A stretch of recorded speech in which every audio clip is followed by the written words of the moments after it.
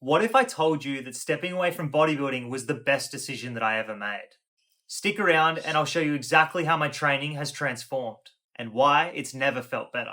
Welcome to today's episode. Today we're going to be talking about how I had to unlearn bodybuilding and how my training has completely transformed over the last couple of years. For years I trained to specific bodybuilding protocols, and for me it was like, okay, I'm going to go to the gym 6 times a week or 5 times per week. I'm going to eat an insane amount of food. I'm not going to drink alcohol. I'm going to go full monk mode. And although this is really good and I have extremely powerful life lessons from these circumstances, it was a very selfish chapter of my life.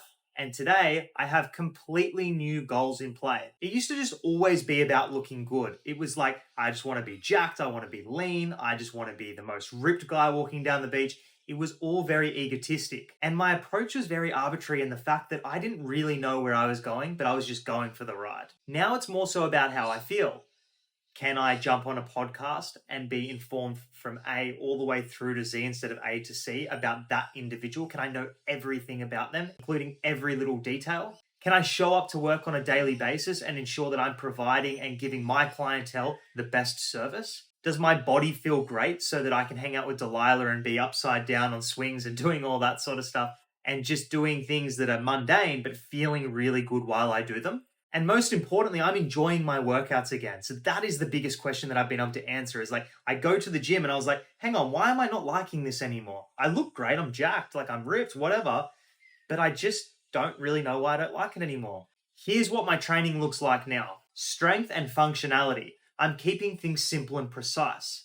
The focus is full body, but over anything else, it's more about empowering the body and mind and not just the body. Mobility and more downtime. These are key pillars for me now. You'll catch me doing a ton of mobility and throwing in a lot more downtime, which keeps things nice and interesting. And balance. I still love resistance training. I still love bodybuilding training, but it's about being more realistic with my approach. So the big question you want me to answer is, why did I step away from bodybuilding? Honestly, I just found that it was extremely limiting. Yes, you can go into the gym and train 5 times a week to structure, but I just didn't feel like it was helping me progress with my chapter of life. If your mission's to get really jacked, then sweet, bodybuilding is absolutely ace, and bodybuilding specific training is extremely good for you. But if you're looking to create more happiness and really enjoy the present moment and enjoy every day, for me, it's about doing a hybrid of bodybuilding training, strength and hypertrophy training, mobility, things that get my body moving in ways that I need it to operate on a day-to-day basis. And I think the biggest driver for me is that I have a family to provide for now. Having my girls around me at all times has really pushed me to take those next steps with my life progression. And not only this, it's my clientele. My clientele are such a strong knit community that mean a lot to me. And I would rather give them 110% and educate them with everything that I've got, rather than being extremely tired from 2 leg days and being miserable because my calories are just so strict. It's a much more balanced, refined approach that I have coming into 2025. So how does this approach actually look for me now? At the moment, I'm currently training 4 times per week, and these 4 sessions are made up of lower body on 2 days and upper body on 2 as well. I'll start my sessions with my push movements, which is going to be my chest, my shoulders, my triceps, and then I'll hit some pull movements, which is going to be my back, and then I'll end with some biceps and accessory work. Not only this, I am stretching for 10 minutes before my workout now instead of no stretching. This is all dynamic stretching. And then at the end of my workout, I'm doing 10 minutes of static stretching to really get my body feeling great, leading into the rest of the day and of course the next day and the weeks and months to come.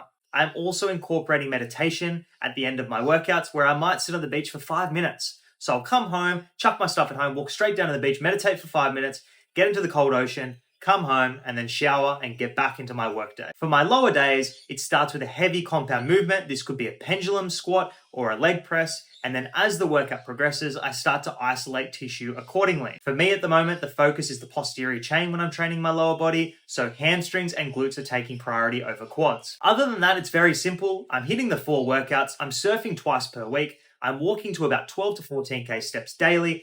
And most importantly, I am visiting the park with little one every day. So if you feel like you're stuck in a routine, I guess in essence, not only is this video an update of my current routine, it's just to give you some perspective that you don't have to train 6 days. You don't have to train 3 days. In fact, you don't have to train X amount of days. You should be working this out to suit your needs. And if you have a coach, discuss this with them.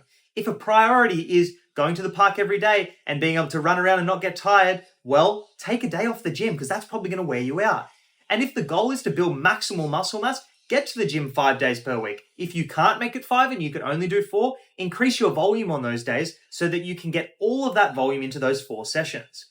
And hey, if you want to build up aerobic capacity, then maybe start implementing some runs twice per week. Play around with zone 1, zone 2, and really understand the fundamentals of how you can progress with your running as well. So if you're stuck in a plateau, it's probably because you're not enjoying yourself. You would rather take one step back, establish what you really love to do, and understand there's going to be an essence of this kind of sucks, but that's okay. That comes with progression as well.